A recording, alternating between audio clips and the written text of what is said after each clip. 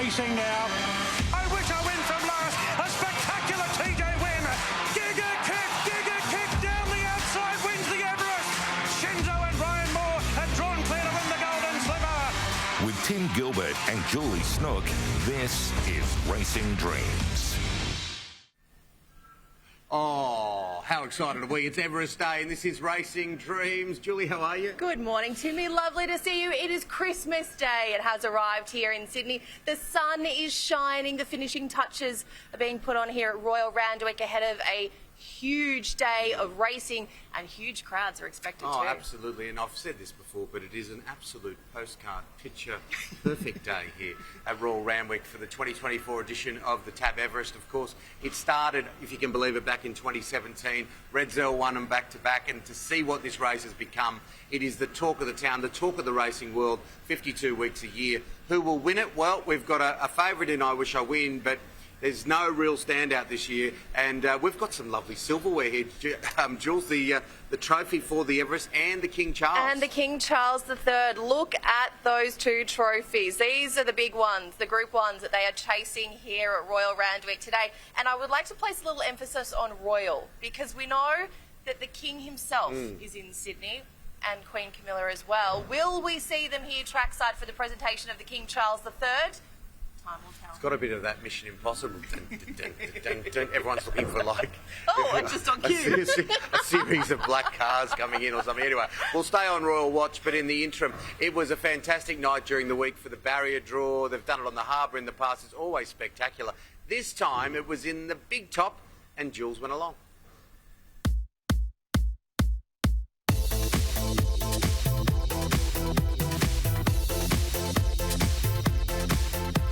The 2024 Everest has rolled into town, and what better way to celebrate the greatest show on turf than with a big top right here at Royal Randwick. Tonight it's all about the connections, the slot holders, the trainers coming together for the all-important barrier draw. I feel right at home in this circus. I feel one of the acts, I think. Well, I've been called a clown and I'm fairly immature. And I was just watching the fireworks then, which we'll see a bit on Saturday. Have you ever been to a barrier draw quite like this? I've never been one where someone's going to be shot out of a cannon, that's for sure.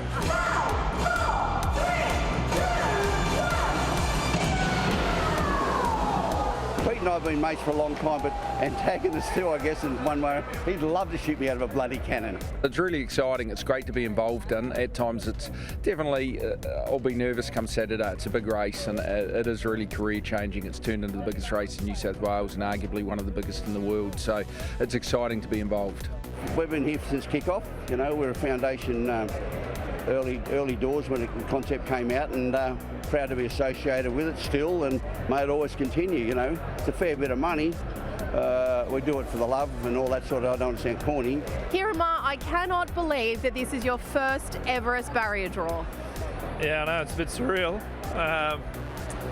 Yeah, I've been watching on from afar, but rapt to be involved this year. Yeah, we're very excited. I think really we just pinch ourselves. We're just so privileged to be a part of it and have a horse that's good enough to be in it, because you know these are 12 of the fastest horses in Australia. So to have a horse of this calibre is very special. Joe, welcome to Sydney for Everest Week. How are you and the team feeling?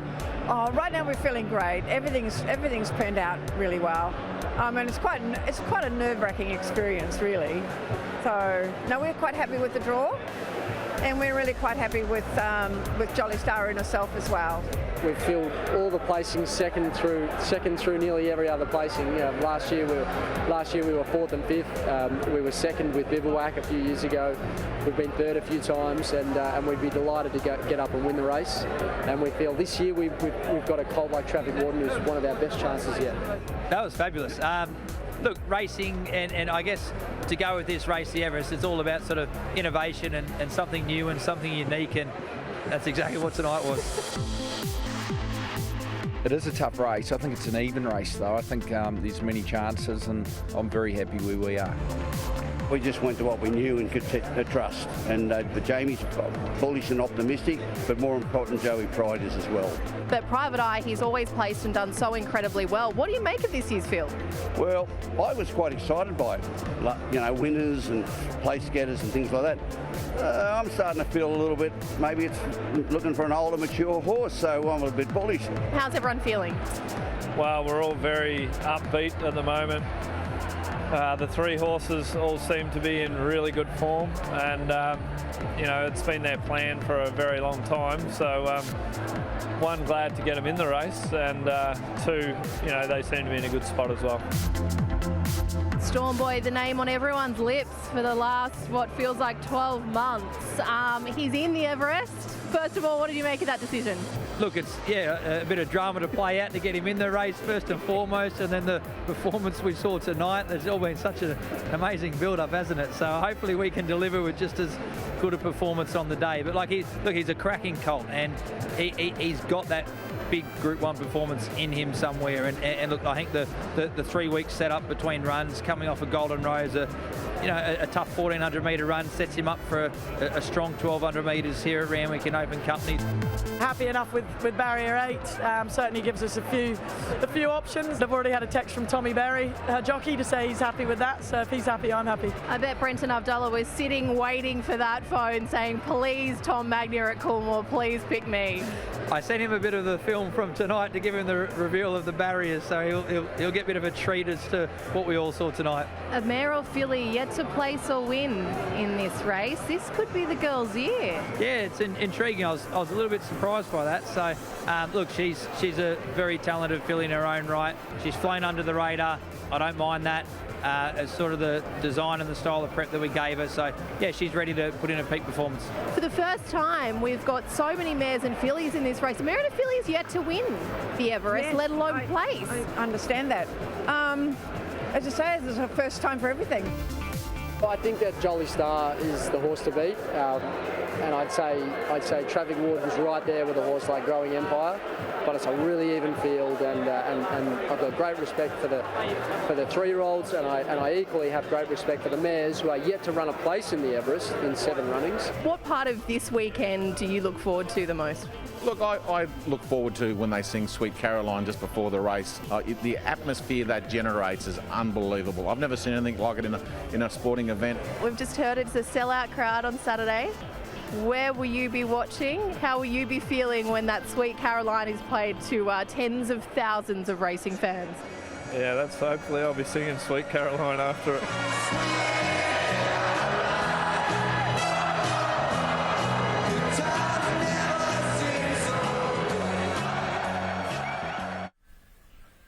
Well, the stage is set, of course, the barrier draw. It's going to be a tight race, the Everest, this afternoon. The 2024 edition, we cannot wait for it, and it's a real delight for Racing Dreams to have the Chairman of Racing New South Wales, Saran Cook. How are you? I'm fantastic. Thanks for having me. Oh, Saran, what a day. You and the team should be so incredibly happy. We're expecting up to 50,000 people here today. That's right. This is a sellout crowd. It's really exciting. About 4 days ago, we actually had to close all ticket sales off. It's sold out. And we're hoping to crack the 50,000 mark. It's incredible. It's the first time ever we've sold it out. It's amazing. I didn't get along. Julie did a fantastic package on the barrier draw. It looks spectacular. It was amazing. It really is. Every year, Peter and the team go to bigger and better lengths to make it really, really exciting. And we had the big top here in the middle of the infield of Randwick.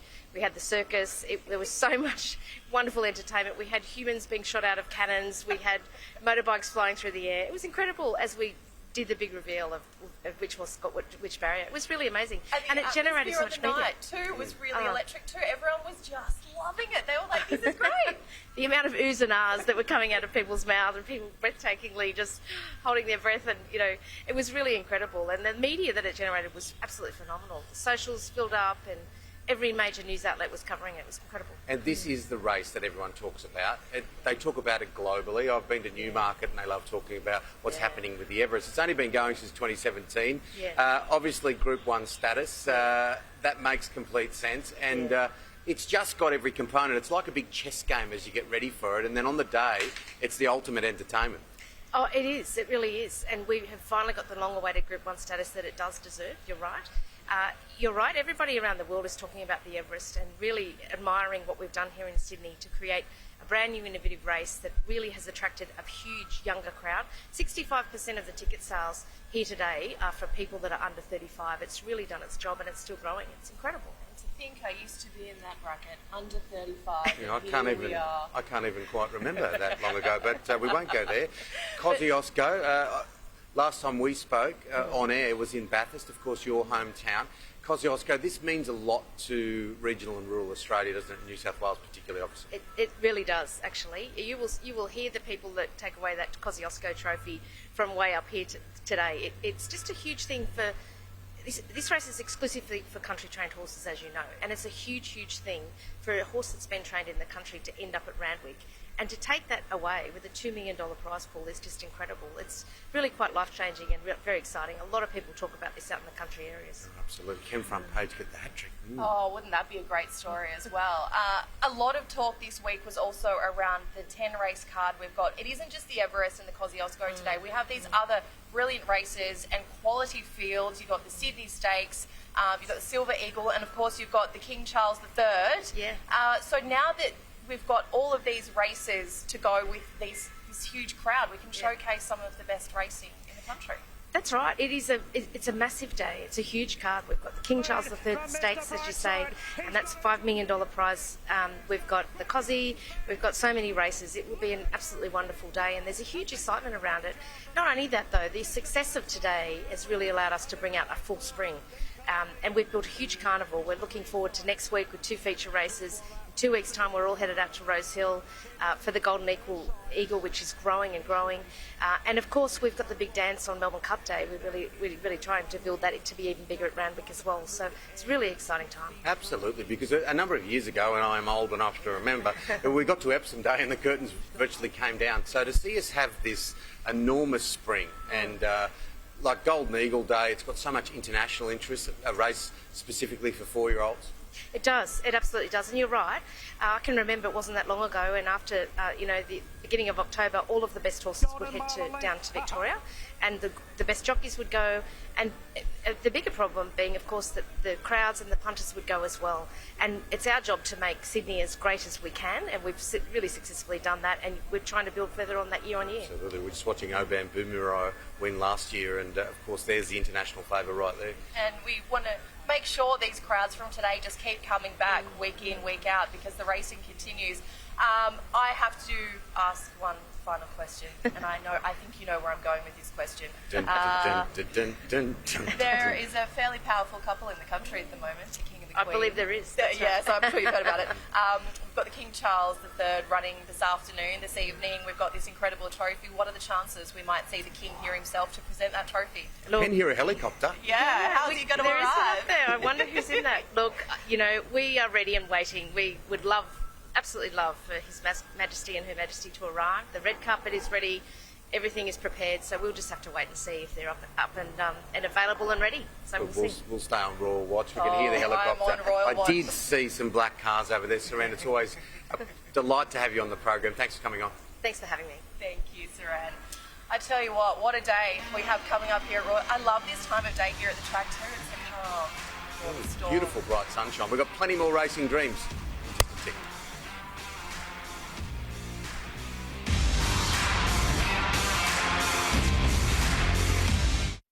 Welcome back. You are watching Racing Dreams. On Everest Day, we're coming to you live from Royal Randwick before the gates open to a 50,000 strong crowd is expected here today, Timmy.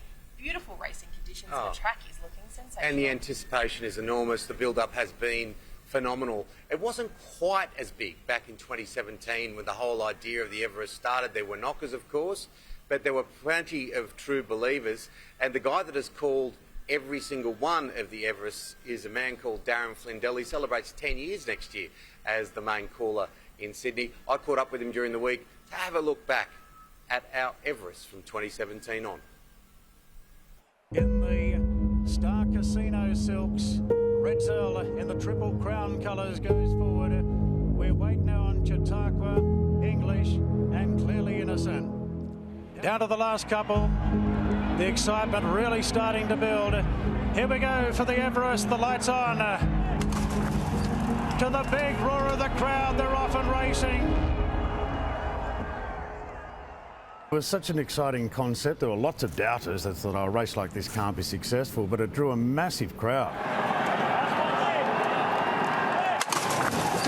When those gates opened, a roar went off. I sort of felt like I was back in Hong Kong when you'd have the last race of the season and the crowd would go crazy. And immediately I thought, oh, this race is going to be a success. It was a massive crowd and they really got involved. Red Zell's burst clear at the 100 metres. Vega Magic, Brave Smash running on, then Tulip. But Red Zell, he's home in the Everest. Red Zell leads all the way. It was quite comfortable, really. He was right up there on the speed and he's burst clear, and it was a dominant win, and it was the first of several Everest for jockey Kerrin McAvoy. With the light rain falling, but a stoic crowd here at Randwick, braving the conditions to watch the $13 million feature. Wow, bigger roar than last year. It's a moist crowd here at Randwick, and the gates open for the Everest. Well, the weather wasn't too kind that day. I remember that the track was quite heavy, and just as the horses are moving into the gates, this massive rainstorm blew through. And I think I said something like it's a bigger roar than last year, and it's a moist crowd this year, which some people took the wrong way. But I was referring to the heavy rain that was falling, and I was looking downstairs and thought, oh, these people out on the lawn, they've got no chance to escape this. But Red Zell bursting away. In fact, he was in complete control the whole race. I've probably never been so confident calling a horse, saying McAvoy swinging off Red Zell. He's still cruising at the 200 metres. He was never, ever going to get beaten. It's Red Zell clear. Red Zell, 50 metres to go, looking to conquer the Everest again, and boy, he's done it. Red Zell leads all the way from Trapeze Artist. And the 3-year-old colt, yes, yes, yes. He's certainly given a great chance at $9. Yes, yes, yes is winding up to the back, then to Trekkie and centre in a lane. The colt, yes, yes, yes, takes the lead. Centre in a lane, it's charging at the end. Yes, yes, yes, wins the Everest. And it changed the dynamic of the race a little bit to suggest that, yes, a 3-year-old can go to an Everest and be competitive. And then that was the last start for Yes, Yes, Yes, because he went on to have what's proving to be now a very successful stud career, and now plenty of 3-year-olds are targeting the race.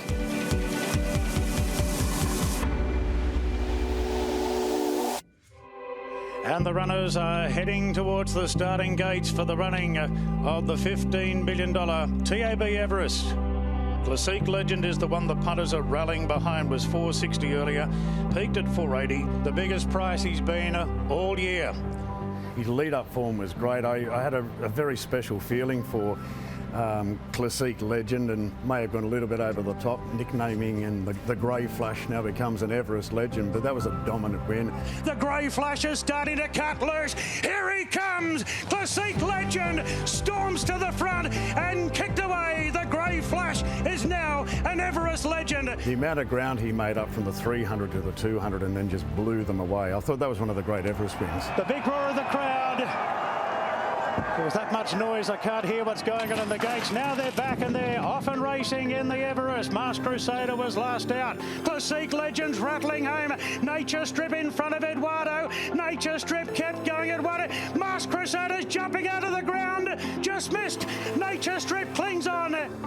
Get the big one, Nature Strip, champion sprinter that sometimes may have been underrated, but the back end of his career he really put it all together, and he was home at about the 100, and it looked like he was going to win comfortably, and then he was getting ambushed very late by Masked Crusader, who burst out of the pack from nowhere and got pretty close there at the end, but Nature Strip had done his job, and it was good to see him win the big one. Masked Crusader from nowhere flashes too late.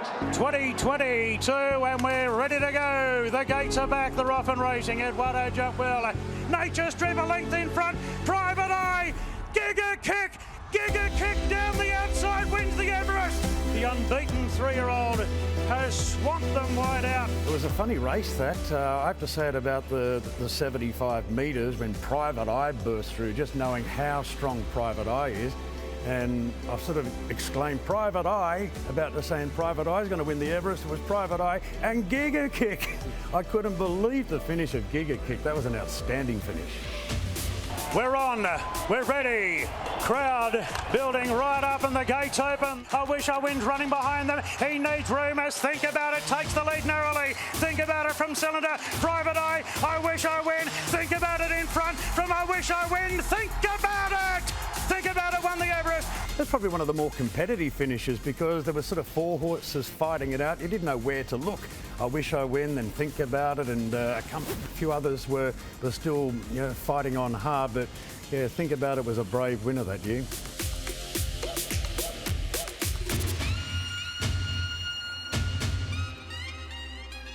Well, the funny thing is, no mare has even placed in any editions of the Everest this year.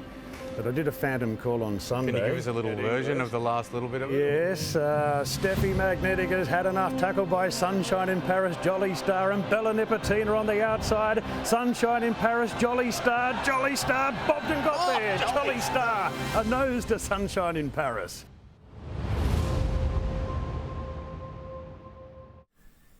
There you go, Jolly Star. Of course, Jolly Star is just favourite ahead of I Wish I Win, but there's not much in it between the two. It just keeps moving that market. But a lovely piece there with Darren Flindell. He is the voice of so many of the iconic races here now, and of course this Everest chapter. So who will jump into history today? We'll find out at 4 o'clock this afternoon and see what call he comes up with. Absolutely, and now the track is in Mickey Mouse Nick, and Michael Wood's the man that oversees it, the track manager here at Royal Randwick.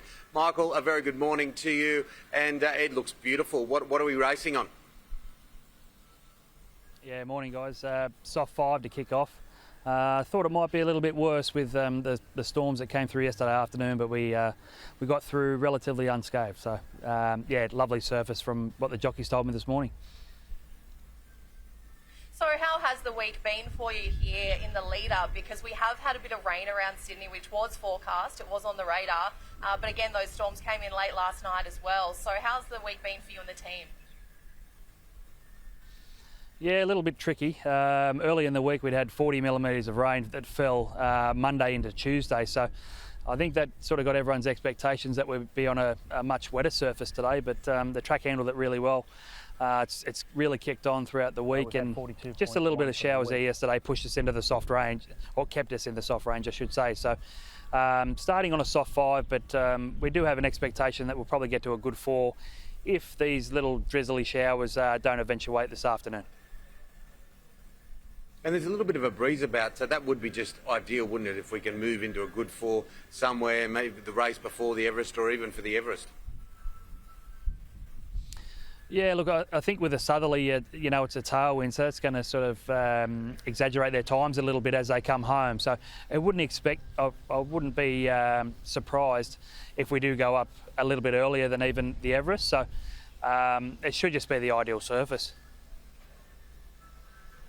Michael, of course, the team is putting all the finishing touches on before gates open here this morning.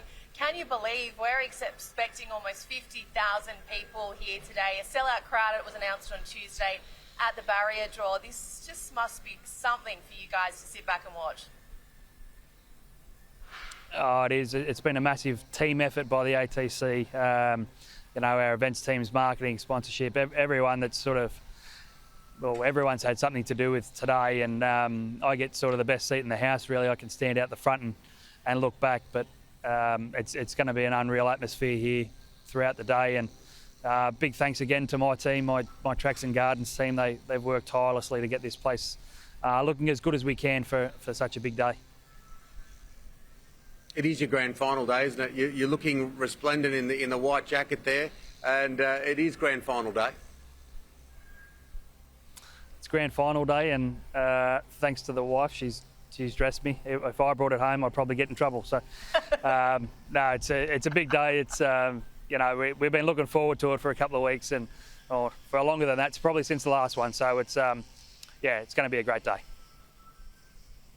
It doesn't end here, of course. The carnival rolls on, but will we see you singing Sweet Caroline with that crowd 4 o'clock this afternoon? Yeah, why not? We'll get amongst it. Yeah, why not? Even you whistle while you work, singing while you work. Michael, congratulations to you and the team. The track does look spectacular, as does all of Royal Randwick, and thanks for coming on the program. Look forward to catching up with you real soon. Thanks, guys. Have a great day. Can Kosciuszko winner front page do it 3 times? That's the question in the Kosci today. Already twice. Can the hat-trick happen? Well, there's a little bit of a cricketing influence that might just upset the apple cart. That is true. All the experts are saying this is front page's year for the trifecta, but former Aussie cricketer Skull, Kerry O'Keefe, and his mate, actor John Howard, not to be mistaken for the politician, they're hoping that their horse, Gallant Star, might in fact bowl them over in today's big one.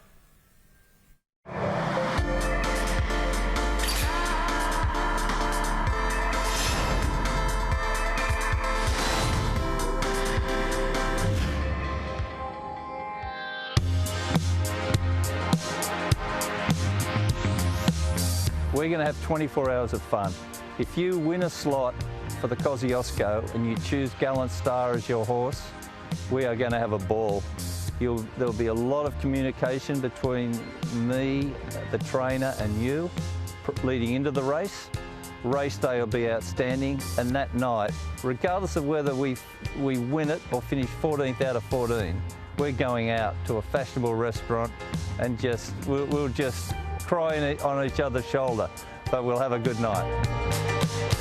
Gallant Star starting to wind up, and here's Life's a Party. The Mudgee mare burst to the front, but Gallant Star the outside goes to it. Gallant Star and Life's a Party. Gallant Star, that's been a big, big win, Gallant Star. Gallant Star had to overcome a wide gate, and hasn't he unleashed?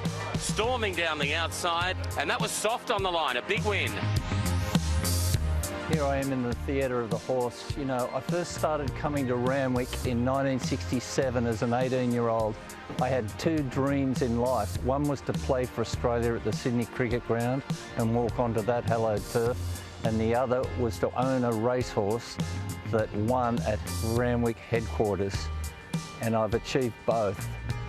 And the feeling I got as the owner of Gallant Star when he won a highway here, when I walked into the theatre of the horse, I could smell the nervousness. I was nervous, more nervous than I've ever been as a cricketer, because I knew what had gone in to Gallant Star being here that day. I love our trainer Brett Robb. Sam Clipperton was our jockey. He didn't listen to anything I said inside here because he knew I knew nothing about the winning of a race. But I just knew that I'd arrived as an owner when I was inside this venue. And we went on to win that day, and I said to Sam when he got off, I said, "You are Ryan Moore." And he said, "Who?" And he'd ridden it like Ryan Moore that day. And then, of course, we got into the country championship. What an event that was. What a journey that was. I've been a punter, I've been an owner. Owner's better, because I've had the most enjoyment I've had out of racing is as an owner. And this is part reason to be inside this area. Garter sprinted at them hard, and the Waggamare hit the front. Tribeca Star's running on as well, but Asgarder put a break on them at the 150. It's Asgarder in front, Gallant Star second, Tribeca Star has peaked on the run. Asgarder's in front, it's a boil over. Asgarder and Kayla Nisbet have won the country championship final. Second went to Gallant Star. How was that, Kerry? Oh, it was so exciting. What a great ride. The Joseph O'Brien of New South Wales Country, and a great co-owner, and a horse that tries his heart out. The New Haven Park Country has just given me such a lift, mate. What an outstanding concept. We've finished second, but we feel we've won. It's almost got as much money as him too. No, it's been a hell of a ride, and to do it with 2 good blokes is just an added bonus. I'm in the viewing area at Randwick, and I remember Country Championships final. I stood here with my wife, my part owner of Gallant Star, David Ringland, Brett Robb. We're all here, and the nervousness, and I think there were 14 starters in that race, and everybody was as nervous as everybody else. But to be here, and you watch it on the big screen, they come in to view it, the 200. and you know you're a chance of winning it, and there's no better feeling. That last 200 metres, if you're vying to win a big race like the Country Championship or the Kosciuszko, there's such a feeling. It's such a buzz. And Asgarda won, and I saw Doug Gorrell, the trainer, and the owners, and the emotion they showed. There's always a backstory, and every one of those owners had a story. We finished second and we were elated, but there was nothing like winning for them, and they were jumping around, men hugged men, there were tears. That's the emotion of owning a horse that wins a major race, and the Country Championship is a major race for country people, and the Kosciuszko is the holy grail. So we're a live chance, and anybody that's lucky enough to win a slot at the draw on September 11, I commend that we have got a very good horse. We're capable of going one better than the Country Championship. So, and I'll be booking a high-class restaurant on the Saturday night. If we finish 14th out of 14, we're still going to the restaurant, and it'll be a night to remember, regardless of the result. So get on.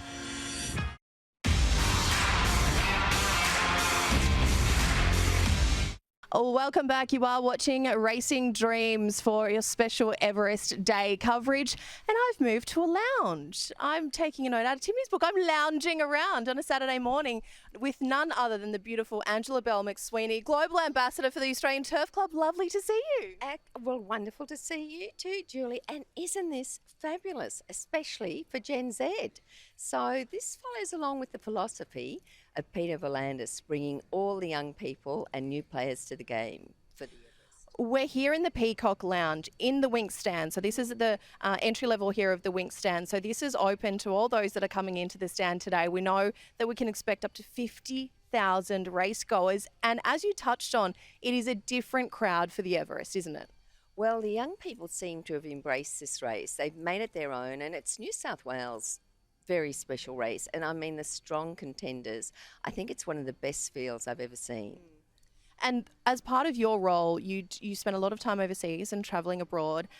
You know just how far this race, this concept has travelled, how often it's spoken about. What has been the reaction internationally to the Everest? It's enormous. When I mention either at Royal Ascot or Goodwood or Newmarket that we've got an $87 million Everest Spring Carnival, people can't believe it. I mean, again, Peter V'landys and the genius of the whole group at Racing New South Wales and the ATC have given us this extraordinary race. So the eyes of the world will be on us today. Honest today, but honest for the entire carnival as well. But this has been quite the week. Everest Week has become such a busy, wonderful week of colour and events, and everyone just gets out there and enjoys themselves. Can you tell us a little bit about what's been happening this week here in Sydney?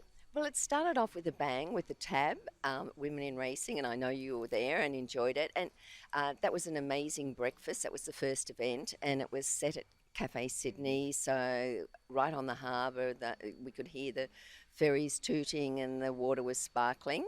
Then we went on to the barrier draw, which was extraordinary. People were being shot out of cannons. There were motorbikes, 3 motorbikes whirling around in suspended balls, and it was very exciting.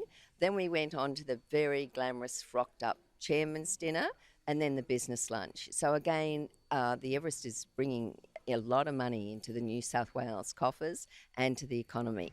And it's so wonderful to see the slot holders, the connections, the trainers getting out there and really enjoying the event that is the Everest. And now a chance for all the racing goers to enjoy it here today as well. Now, I have to ask you about fashion.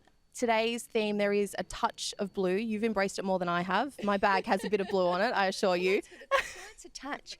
I actually suggested this because, you know, the Derby has the black and white. So a touch of blue makes it easy for people. You can even just have, you know, I've got my blue earrings on. So, and the boys love it. But I find, again, the young people want an experience. So dressing up for the Everest and having that touch of blue, you know, the guys will wear a blue pocket or a blue tie or a blue suit, and the girls will have something blue. Again, it just makes it even more exciting. We have a wonderful card of racing here today, 10 races. We've got the $2 million Kosciuszko for the country-trained horses. We have the Sydney Stakes, which is a mini Everest in itself. We have the Silver Eagle. We have the King Charles III Stakes. Now, this is very exciting because you are presenting the trophy today, and hopefully you might have some company with you. My goodness, if the King pops in, it'll be the thrill of my life. And really, I feel he may, because the Queen kindly bestowed Royal on Royal Randwick.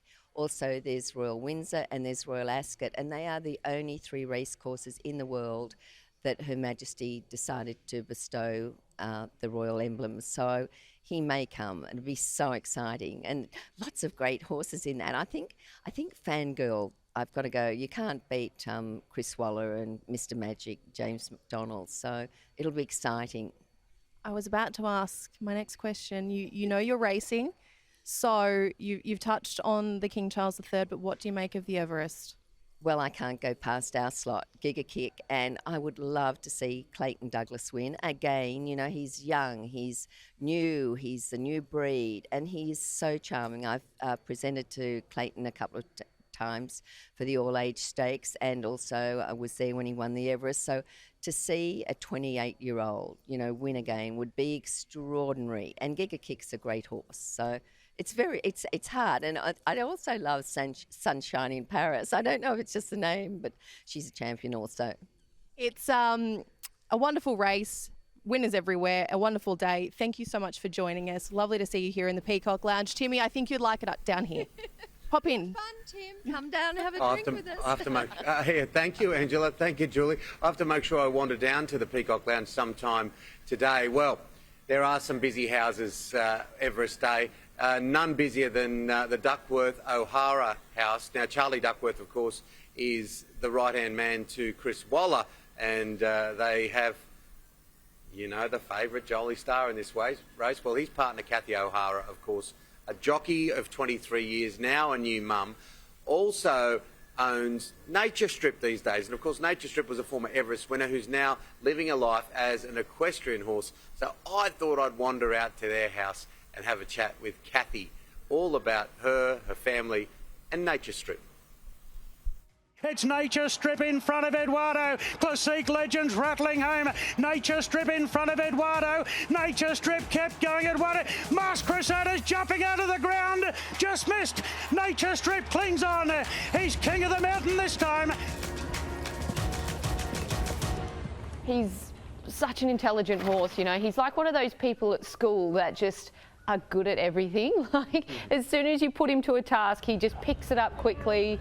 He learns fast, he's intelligent, and he's just good at things. And, you know, I think he's going to be really good at his show jumping. He's showing good talent so far. So we went to the Equimillion, jumping a metre, and a couple of clean rounds. Did very well. Yeah, very happy with that, you know, for the stage that he's at the minute. And obviously he's been off the track a little while now, but I couldn't do a lot with him because I was pregnant for a lot of that time. So we've only just started to form a bit of a relationship the last 4 months in particular.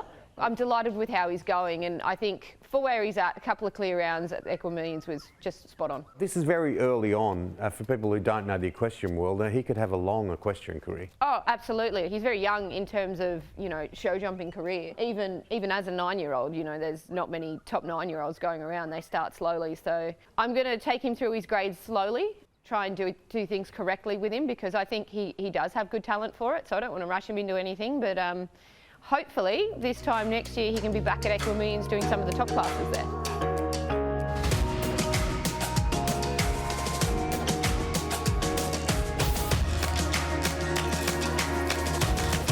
Great, isn't it, Equimillion? Yeah, so good. You know, the prize money that they have on offer there it's unbelievable, really, and it's just a good showcase for horses, particularly like him. You know, they're off the track and retired, and, you know, what people don't often understand is racehorses, they don't want to just go out and sit in the paddock. They're used to doing things, and they like doing things. You know, if you saw this horse when he goes out in the paddock of a daytime, he starts walking up and down the fence looking for food at about 4 o'clock. He wants to come into the stables. He's a routine horse. They're routine animals. So he likes doing what he's doing, but he does also like a routine. He likes being part of something, and he likes doing stuff. So. What's life like as a mum? It's harder than work sometimes. Oh, definitely. It's different. You know, it's a change of pace, but I'm not saying it's a slower pace either. Racing's fast paced, but keeping up with a little one is also pretty fast paced. It's tough, but she's such a good baby, and it's a real adjustment. But yeah, no, loving it. It's a fantastic line, and I've used it a lot in my TV career, but before you have kids, you see the world in black and white. Once you have kids, you see it in colour. It's true, isn't it? In living colour. It is true. It's definitely different, but no, it's been a change for the better, I think, and really enjoying it. And, you know, she's starting to really recognise things now, and she actually, she had a little sit on Nature Strip yesterday. Yeah, she loves horses. Bean, are you riding Nature Strip? Yeah, yeah, we like horses. This is the fantastic cycle, isn't it? Wrapping it up, Kathy, that I love. It's like, here we are, we've seen an Everest winner now having a life beyond and enjoying his life and being successful at it. Yeah, absolutely. You know, I think it's sort of what it's all about, and it's nice to show horses that can be really versatile like him. And there's so many thoroughbreds that are completely versatile and they're good at what they do, and there is life after racing for them. What about you? Will you ever go back to 23 years as a jockey? Yeah, look, I mean, I've got my hands full at the moment, so for the foreseen future, not right now. Not right now? Not right now. You won't rule it out? I'm not completely ruling it out, but I do have sort of other things lined up. You know, I'm hoping to take on a couple of racehorses here that need a mid-prep freshen up, and, you know, I can work on them in the arena and do some pole work and something different for them. I've got the swim here, and that's the sort of venue that I'm going to go down for the time being. But, you know, never say never, I guess.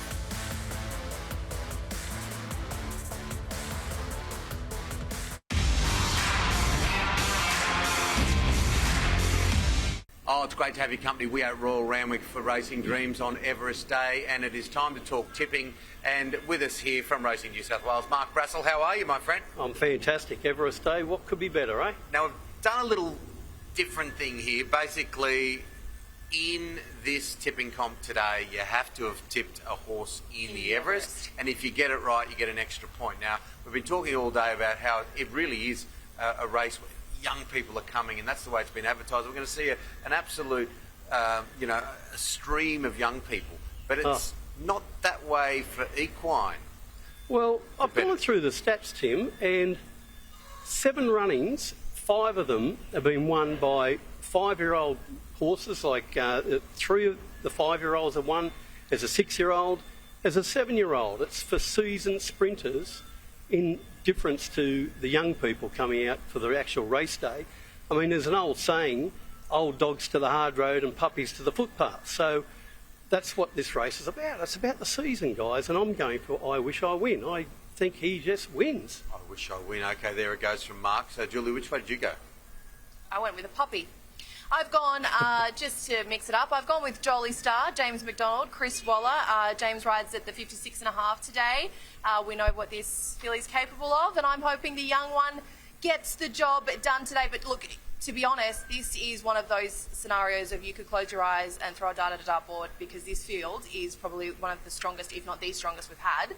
Mark, would you say in the Well, the females yet to crack it, actually. So it's the year of the ladies. It's a boys. It's always a boys' world, and then suddenly it flips. So that's what'll probably happen today. I'm going to stay with a mare, and I love John Camilleri, great bloke, and he owns Sunshine in Paris, and trained by Annabelle and Rob, and I just think Sunshine in Paris will get the job done. Today, of course, it was Sunshine in Paris running over the top of Jolie Star last time we saw Sunshine in Paris race, and so that's the way I'm going. I think a few other, I don't know whether they're following my recent form, but a few of our other tipsters have gone with Sunshine in Paris. I tell you what, if Sunshine in Paris gets up and you see me crying here trackside, it's not because of the result, it's purely because I cannot put up with Tim leading this competition any longer. But let's bring in Shano Cass. I don't want to leave. The Daily Telegraph. Now, good morning to you, Shano. A huge day today. Who have you gone with for the big one?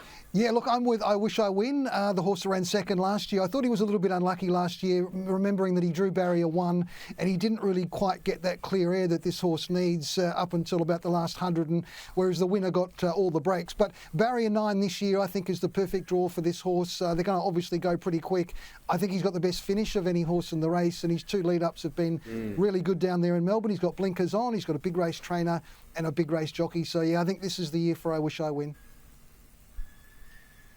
Okay, well, you've given us your look at the Everest. Let's have a look at how everyone else is tipped, and then we'll have a look at just a very quick squiz at where the leaderboard is. I don't know. The others. Kirsten Duke today from Sky Racing is with Sunshine in Paris. Julianne Horseman from Kembla Grange has gone with Private Eye. If we have a look there. Jared Croker, Sunshine in Paris as well. Jared will be trackside here soon. Nick Burney from Racing New South Wales. He's with Traffic Warden. Yeah. Look, if we go to the leaderboard really, really quickly, just 2 seconds. Let's roll to the leaderboard if we can, guys. And the lead's narrowed just to one. The lead there. Take your time, everyone. There we go. So, Shane, I'm with you today.